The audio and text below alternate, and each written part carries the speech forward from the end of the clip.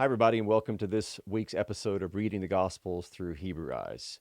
We're going to be taking a look at the Transfiguration of Jesus. We're going to mainly focus on Mark's account, but we're also going to take some side trips into Matthew as well as Luke's version of the Transfiguration.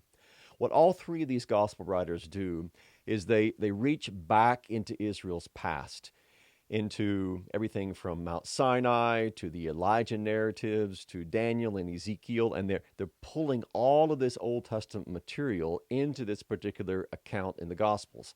And they're also reaching forward to the eschaton, to the end, and they're bringing the glory of God that's going to be manifest to the body of Jesus for the whole world to see. They're bringing that onto the Mount of Transfiguration as well. So what is happening is the past and the future are being brought together in this one climactic moment as Jesus shows his disciples who he really is. And it's confirmed by the voice that speaks from the cloud. So needless to say, to understand the gospel, we need to reach back with the evangelist into the Old Testament and see all of the allusions and echoes that are there that are going to shed light on this gospel account. So we're going to work our way verse by verse, detail by detail through this account in order to dig down through these various layers to see how much depth and richness of the Old Testament is embedded within this particular narrative. Let's start with the opening two verses. This is Mark chapter 9. After 6 days, Jesus took with him Peter and James and John and led them up a high mountain by themselves. And he was transfigured before them, and his clothes became radiant, intensely white, as no one on earth could bleach them.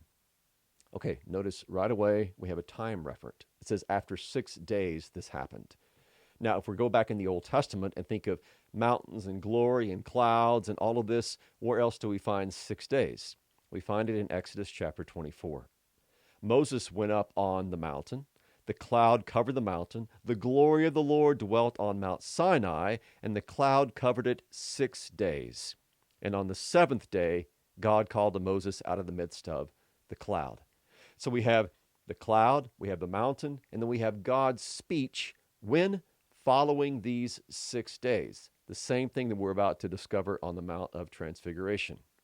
We also have these 2 or 3 witnesses, Peter, James, and John. Jesus does not go onto the mountain alone, nor does he take a whole bunch of people. He takes with him 3. Why? Well, for a couple of reasons. Number one, when Moses goes onto Mount Sinai, he doesn't go alone. He goes with Joshua, his servant. Another time he goes with Aaron. Another time he goes with the elders of Israel, but he always has these witnesses with him. Same thing here. In fact, if you think about it, what's happening now is that the new Joshua, the new Yehoshua, Jesus, is going up onto the mountain, and now he's going to converse with the old Moses at this transfiguration. And then secondly, throughout the Old Testament, especially in Deuteronomy, we have the necessity of 2 or 3 witnesses to give witness to whatever the event might be. We had this also addressed in the New Testament as well. So the 2 or 3 witnesses are there, Peter, James, and John, in order that they might see and then later testify to what they have observed. Then, where do they go? Well, they go onto a mountain. And anytime we hear mountains, our Old Testament mind kicks in. We think of all these mountaintops where God spoke or revealed himself or did something big in Israel's history. Just quick rundown of these. Mount Moriah, that's where Isaac is nearly sacrificed. That's where David builds his altar. And that's where Solomon will build the temple. Mount Horeb and Mount Sinai, of course, huge in Israel's history. You have the burning bush. You have the giving of the covenant. You have these theophanies, these appearances to God, to Moses, appearances of God to Moses, to Israel, to Elijah. You have Mount Hor, where Aaron dies. You have Mount Gerizim and Mount Ebal, Mount Nebo.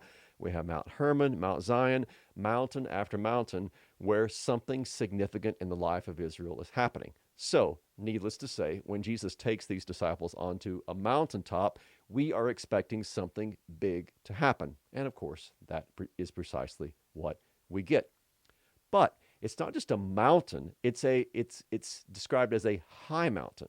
And why is that? Well, a couple of different reasons.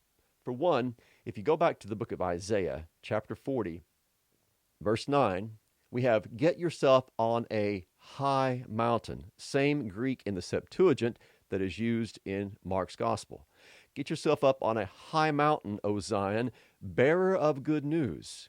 That's a word from which we get gospel, word from which we get evangelist.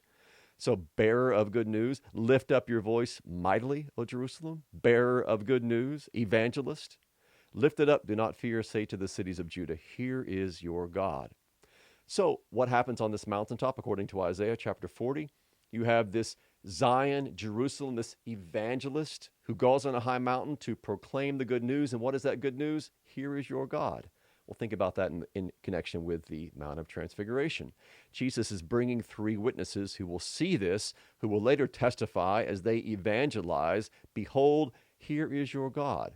The person of Jesus of Nazareth is the God of Israel. Secondly, if you compare what happens in Matthew's account of the temptation with Matthew's account of the transfiguration, you're going to see a tie-in here, multiple tie-ins. For one, the devil takes Jesus with him onto a high mountain in the temptation account. Same Greek verb that's used in the temptation account is used in the transfiguration account of Jesus taking with him Peter, James, and John. And the devil takes Jesus to a high mountain, and Jesus takes his disciples to a high mountain. The Greek verb and the Greek description of the high mountain are exactly the same. Both the temptation account and the transfiguration account end with the word alone. Jesus tells the devil that we are to serve God alone, and the disciples see Jesus alone. Again, the same Greek language is used there. Thirdly, on this Mount of Transfiguration, we learn that we are to bow down and worship before Jesus because he is God's Son, the one in whom God is well pleased, the one whom we are to listen to. Again, that is the same kind of language that is used in the baptism of Jesus directly before his temptation account. So you have God speaking to Jesus at his baptism, and then you have the temptation account. And now you have God going up onto a mountain, and then you have God speaking at this point. So we are intended to see in the temptation account the revelation of revelation of God's Son as the obedient, faithful Israelite and the obedient, faithful Adam who is keeping God's law for humanity. And then on the Mount of Transfiguration, we learn that this same obedient man of Israel is in fact the Son of God. He's the one who is revealed to have the glory of God within him because he is not just a man, but he is also the divine Son. So a lot of pretty insightful parallels when you compare the temptation account of Matthew with the transfiguration account in Matthew. Now, we get to his transfiguration, which is a Latin-derived word. In Greek, it would be his metamorphosis. So the Greek verb that is used here for his transfiguration, which only Matthew and Mark use. Luke doesn't use the language of transfiguration, but Matthew and Mark both use the same Greek verb. They say that he is metamorphao, from which, of course, we get our English word metamorphosis or metamorphosized. This probably, by the way, happened at night. We learn from Luke's account of the Transfiguration that the disciples were asleep right before this happened. It's probably a long hike up the mountain. They would have stayed there. Darkness fell upon them.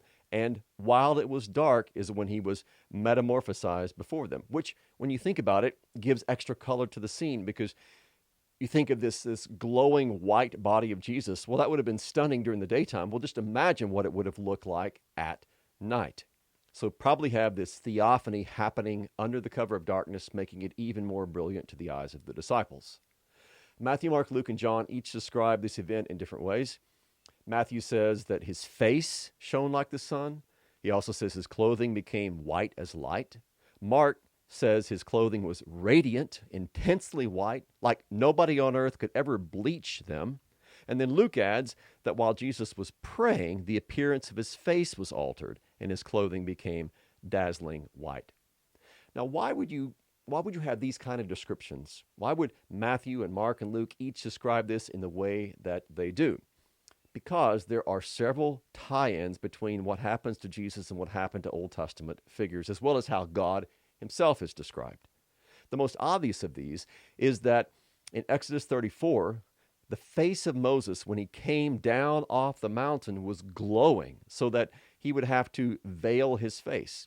Why was it glowing? Because he had been conversing with the Holy One of God on the mountaintop. And so the radiance, the brilliance of God had impacted the face of Moses so much that it was shining forth with this divine radiance. Now here you have God, here you have the Son of God.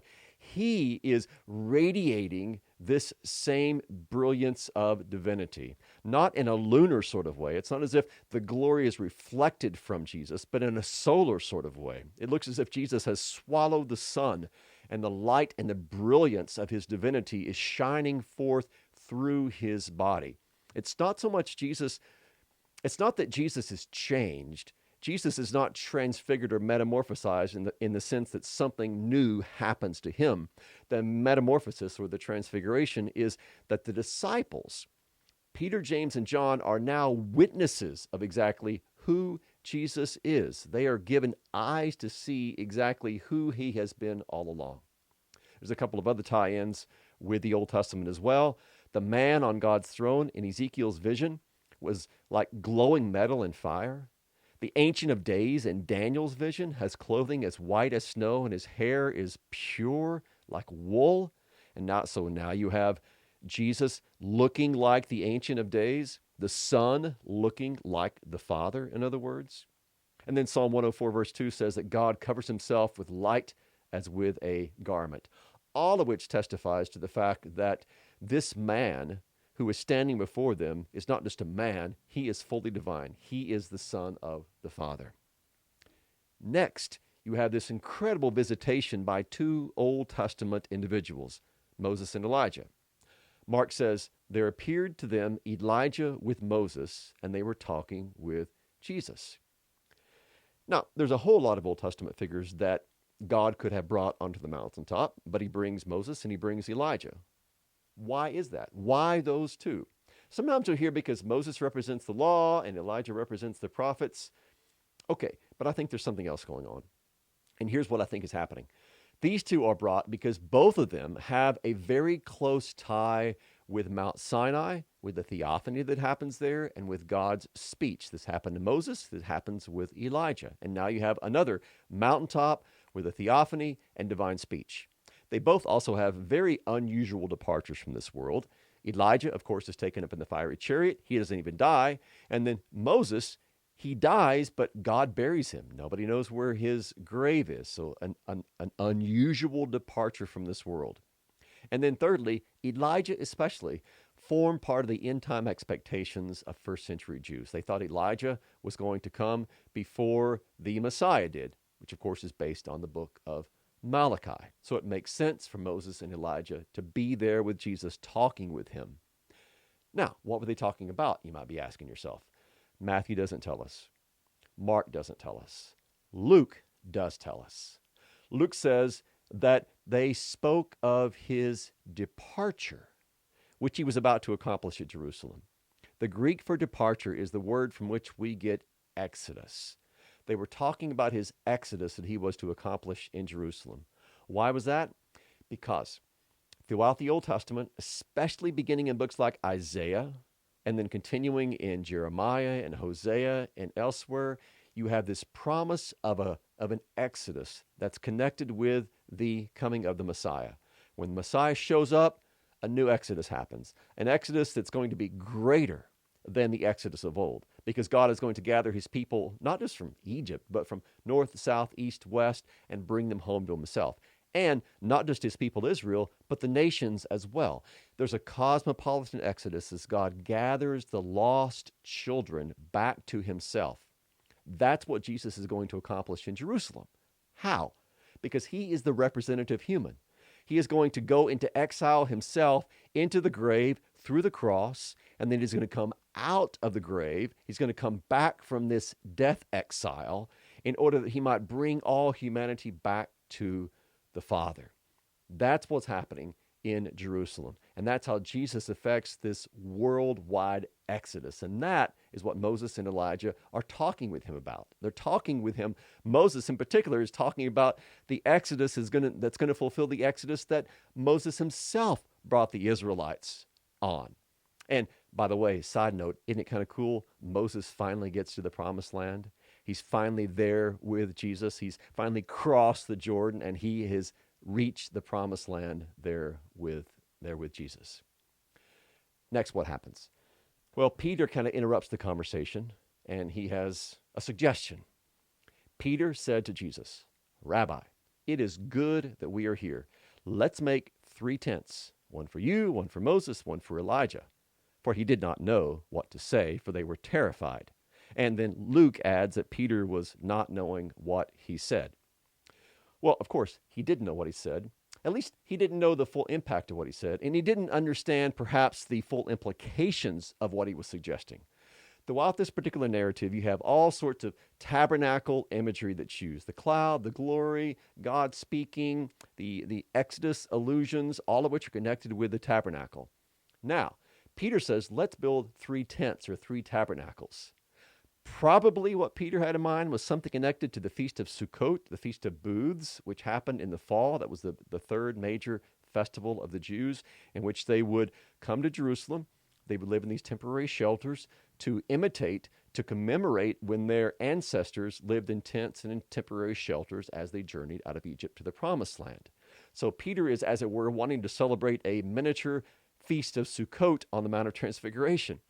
What he doesn't realize, he doesn't know what he's talking about, because as it turns out, you don't need 3 tabernacles. There's only 1 tabernacle that's needed. And as we're about to see, it's the body of Jesus, the Messiah. He is the one tabernacle that is needed.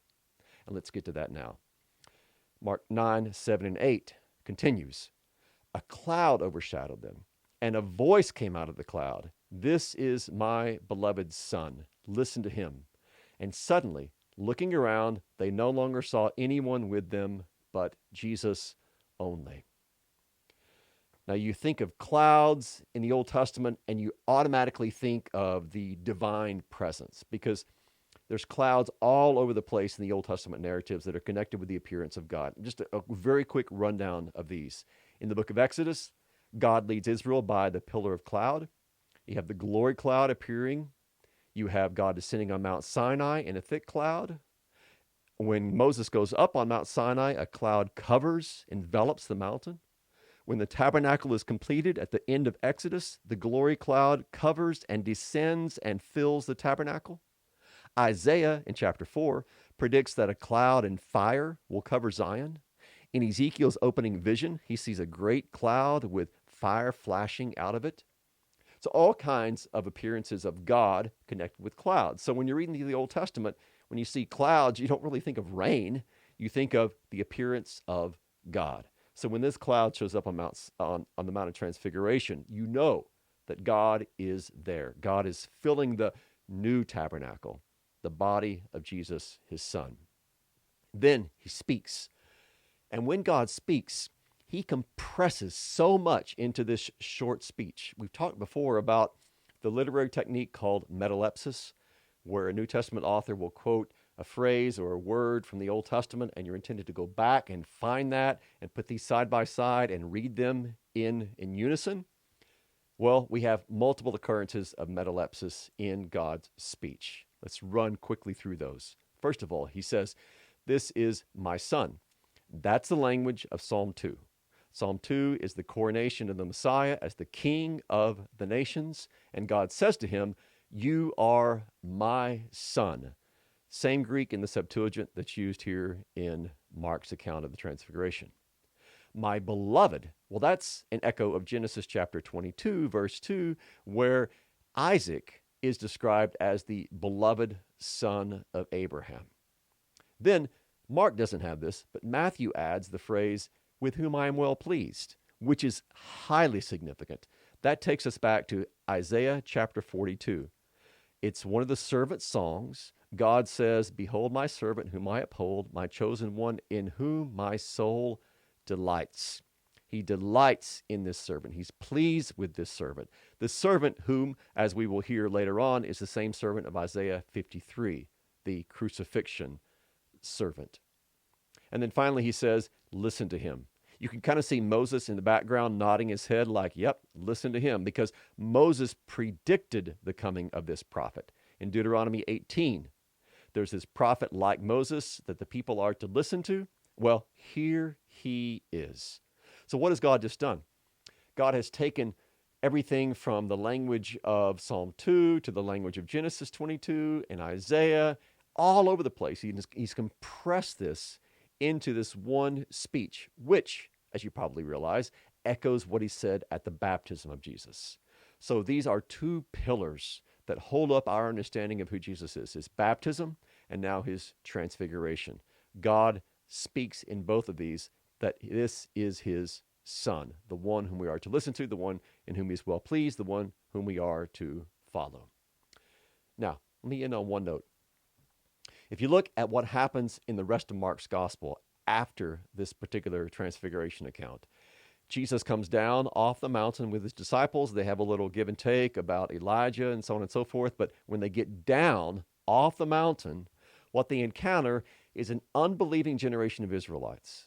So there's a man who brings his son who is suffering from a spirit, and the disciples of Jesus who have been at the foot of the mountain can't do anything about it. And what does Jesus say? In Mark 9:19, he says, "O faithless generation, how long am I to be with you? How long am I to bear with you?" Now, if you look at what happens there in connection with what happened in the book of Exodus, what did Moses encounter when he came down off the mountain after being in the cloud and hearing God speak and seeing God's glory? He encountered the faithless generation of his people who had constructed the golden calf and engaged in idolatrous worship while he was gone. So once more, we see in the very structure of the gospel how Jesus is using as a pattern the life of Moses and the lives of others in the Old Testament, because he's the one who's come to fill them to the full, to fulfill their life and their ministry in his messianic ministry. Okay, well, that is, I know, a whole lot to throw at you. The truth is, we could probably spend at least another twice this amount of time, 3 times this amount of time digging into everything that is in the Transfiguration account. But this is at least a very good start, a very good foundation upon which to build. And I hope that it's helped to fill in the gaps, to read between the lines of all the Old Testament stuff that's happening in the Transfiguration account. And primarily, hopefully, it's given you a better understanding of exactly who the Messiah is. The one who comes from the Father, who is divine with the Father, who's showing us his glory. The very glory that he had before the foundation of the world, the glory that is going to be revealed fully to all creation when he comes again. So the past and the future come together in the present moment of the Transfiguration. I hope it's been helpful to you. If it has, please share it. And thank you all for all your encouragement. Thank you for watching every week. And I pray God's richest blessings upon each of you. We will see you next week.